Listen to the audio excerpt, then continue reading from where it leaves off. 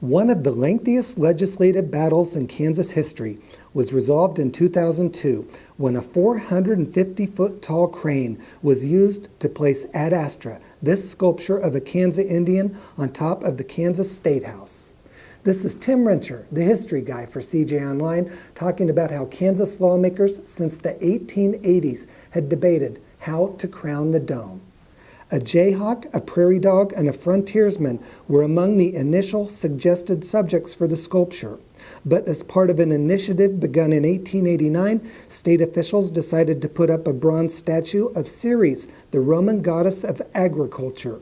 However, the project was deemed too expensive and tabled. The proposal was revived in 1901. A Chicago metalworking company constructed this small plaster model for a 16-foot tall bronze sculpture of Ceres, shown in a photo provided by the Kansas State Historical Society. But the project again failed to move forward as opponents renewed a prior argument that the statue of a pagan goddess shouldn't adorn the Kansas State House dome.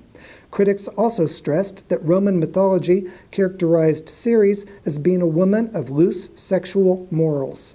Over the next 80 years, periodic efforts to arrange for a sculpture of Ceres to be placed atop the State House went nowhere. In 1984, legislators approved initial funding to put in place a statue of an unspecified subject which could not be a god or goddess.